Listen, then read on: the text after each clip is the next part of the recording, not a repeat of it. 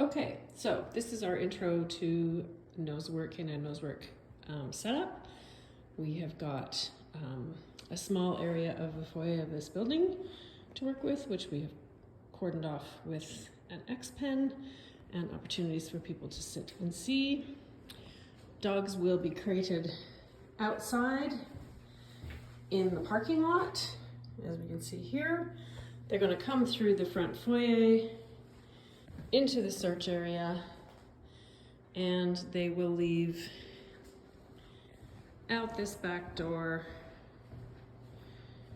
that we can see here, which allows them to go around the building back out to the front of the parking lot.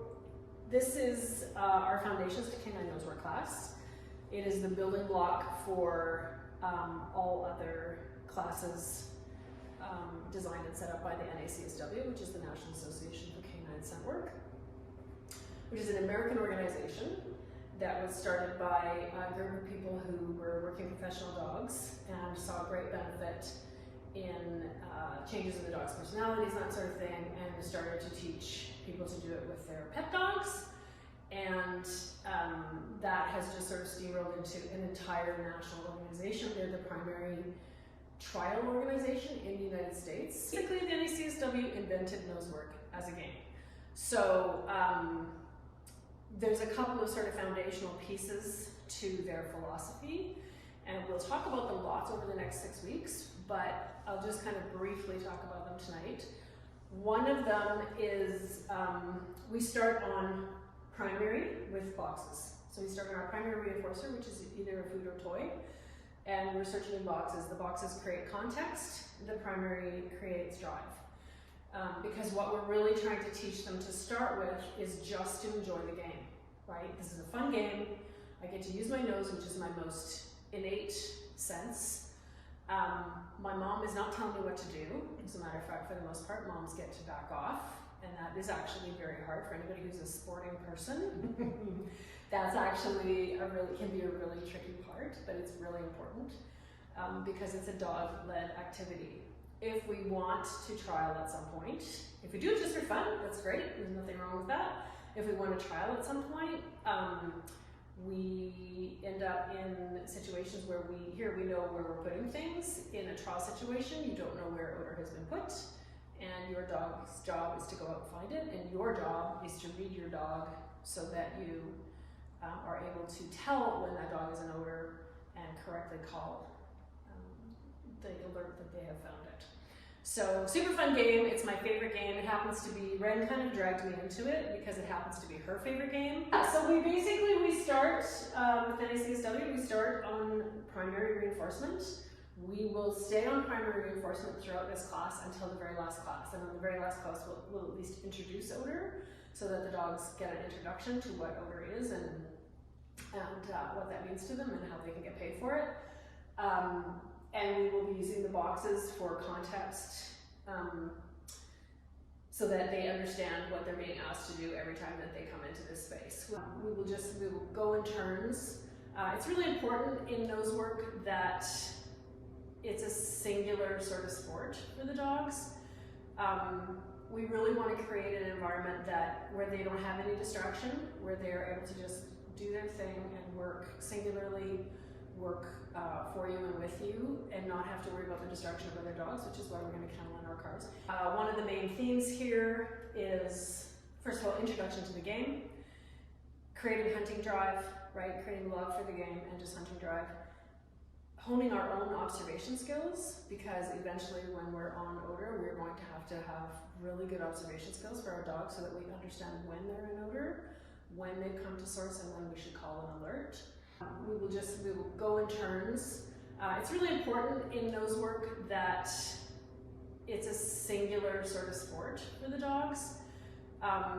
We really want to create an environment where they don't have any distraction, where they're able to just do their thing and work singularly, work for you and with you, and not have to worry about the distraction of other dogs, which is why we're going to kennel in our cars. The idea that we're working, we're allowing the dogs to have as much space to work like sort of internal space to work as possible is a really important part because this is one of the few games that all dogs can play.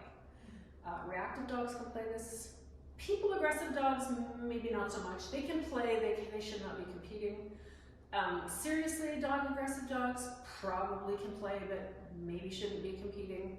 But everybody can play, and we want to make sure that that we're setting up a great environment for them. We also really want to view your dog as our dog in this class, so it's very helpful for other people to be watching for what we call COBs, or changes of behavior.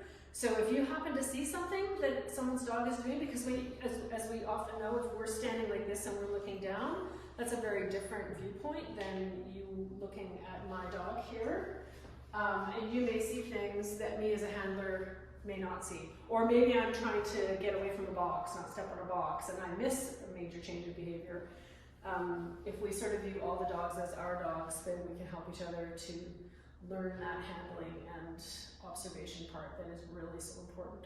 It's not as important at the very beginning here, but it's something to really sort of understand is a really big piece of the game, particularly if you want to trial, right? Is just being able to see your dog, understand your dog, communicate with your dog, let your dog communicate with you.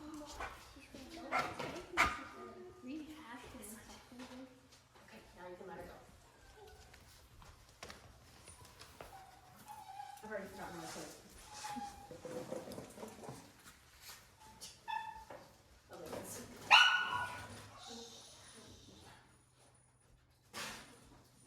So she's really using her nose, right? You can really hear her use her nose.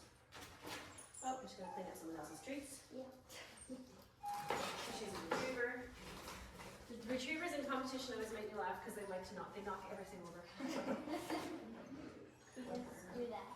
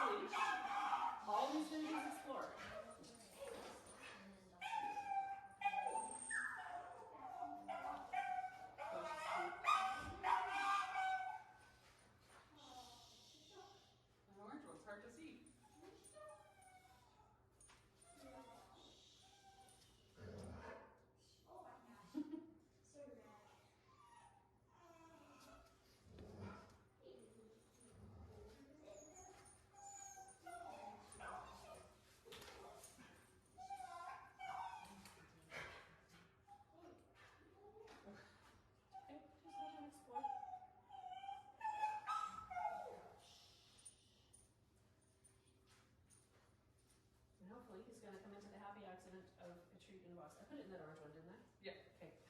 I suddenly thought maybe put it in that tall one. I thought, oh, that's might be too tall for him. Oh, yeah.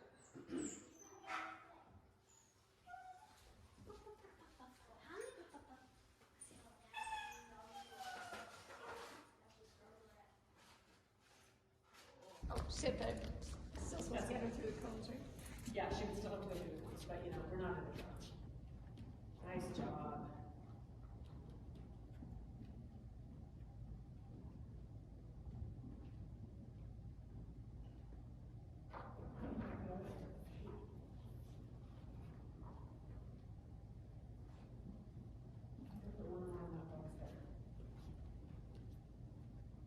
So she's working really nicely independently.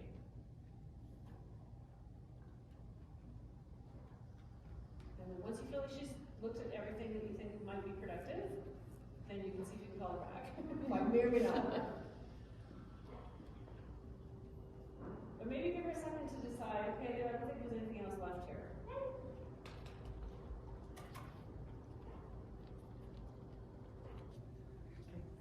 Search. When do I say it? Do I say it at a certain